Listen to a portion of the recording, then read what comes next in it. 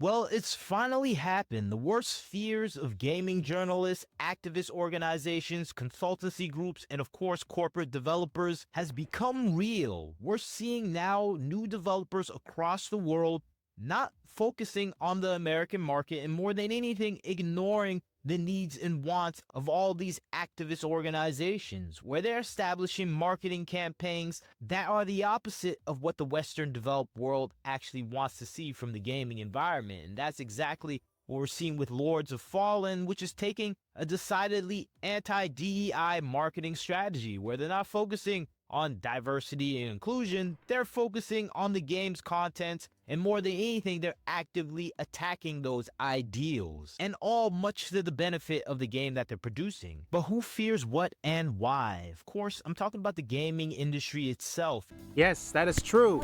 Wow, we're starting off strong. I mean, seriously, this is the greatest fear or the weakness of every AAA developers. Whether they like it or not, they're gonna have to listen.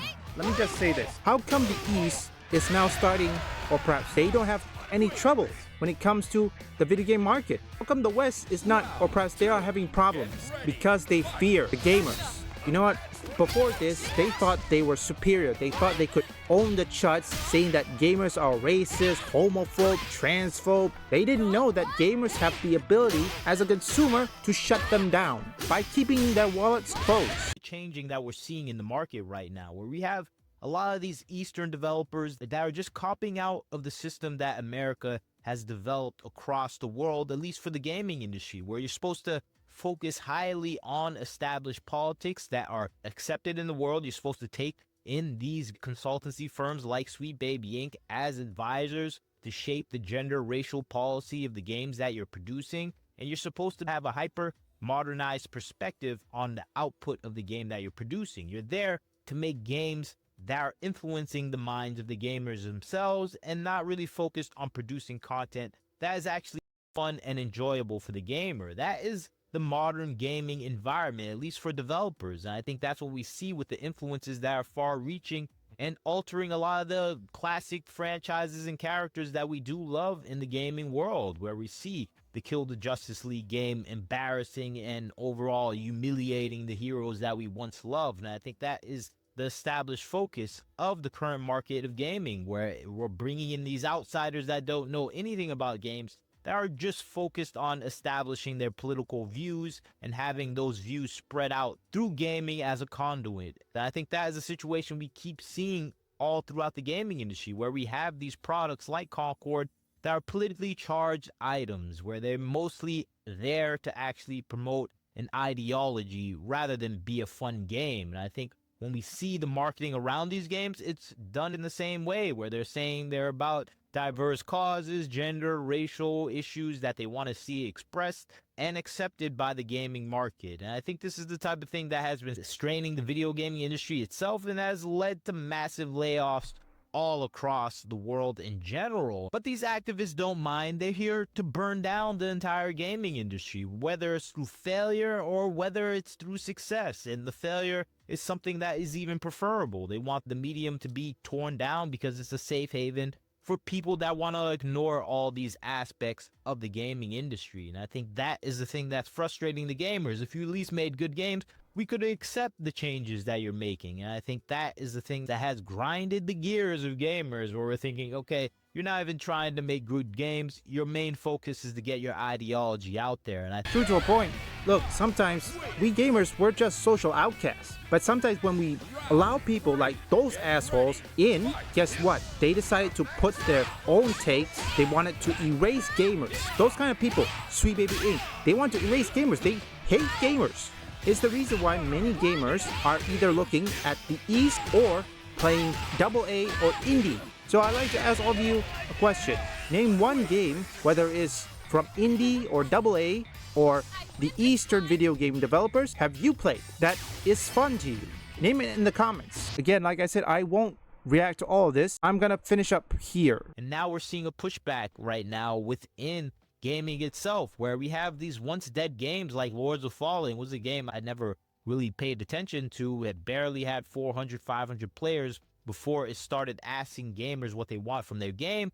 And immediately after the release of version 2.0, it skyrocketed in gamer and player count, with holding up over 10,000 players playing concurrently. And it's peak, all-time peak, but this is a sudden revival of a game that was kind of fading out in the distance. And it's just showing what you can do if you do not listen to the activist organizations, if you don't listen to the Sweet Baby Inc. organizations and their consultancy firms, if you don't listen to the outsiders in gaming claiming to be the insiders. And I think that is the thing that we're seeing reflected right now, which is now the worst fear of these activist groups, of these corporate developers, of gaming social media journalists, because those people, gaming journalists, they want to be the influencers, and they're realizing, and a lot of these developers are realizing, oh, they're not the influencers. They're the people that are trying to shape the industry to reflect what they believe in rather than actually reflect what the gamers want. And I think that is a thing that a lot of developers in the gaming industry are fearful of seeing, especially the activists themselves, because they're rendered useless if there's actually a direct line to the gamers' wants and needs. And that's why I think we're seeing a massive attack from these gaming journalists, where they're attacking every single aspect of the game, attacking it for trying to listen to the gamers, trying to establish anti-diversity inclusion marketing, and embracing the gamer base himself. And I think this is a thing we often see with gaming journalists, where they swarm around games that are not in line with their personal ideology. We saw this happen with the alleged rumors of Black Myth Wukong rejecting to pay Sweet Baby Inc. $7 million for consultancy fees. Subsequently afterwards, we saw months of attack against Black Myth Wukong even after its massive success. And I think this is an example of what we've been seeing in the gaming industry these past few years, where they're attacking anything that is not within line of their politics and is a threat to their overall control. That's true to a point, and I will leave the full video link in the description. I have to say, ever since Black Myth Wukong, it woke up every game developer because it managed to convince them that they cannot be afraid of these woke gaming journalists and their woke consultancy firm. They have to be brave because their threats are empty threats. But still, there are some who are still in fear of the video game journalists, which we had to convince them. Let's say, for example, Bungie, Call of Duty, what else? Ubisoft. But it will take time. Frankly, these activists, this is something that is, of course, a weakness also to the activists. And it will be only a matter of time where these activists will lose their jobs and they have to shut it down, regardless how they get their money. It will dry out eventually. I mean, they can't hide forever. Whatever Kim Belair or any of her cohorts are doing, they can't hide forever. Their activist is going to run dry, and it will take just one successful games to shut all the woke consultancy firm, all of them. In summation, Black Myth Wukong was the one that convinced every developers they must not afraid of cancel culture by the journalists. Black Myth Wukong stand firm. Nobody should be afraid of video game journalists because their threat of cancel culture is empty. Don't be afraid of cancel culture. You have to stand up, because if you keep on bending the knee, it will haunt you. Thank you, Lords of the Fallen, for doing the right thing. And to the Eastern developers and Indie and AA, continue your work. Congratulations. You're gonna make it. Western AAA games, you need to improve because you're lagging behind. Time's burning out. Another epic victory! Big win! Leave a like and subscribe if you want woke or anti-woke detected, or you just want to see me play games, or perhaps you like trending topics. Visit my second, third, and fourth channel up here or link in the description.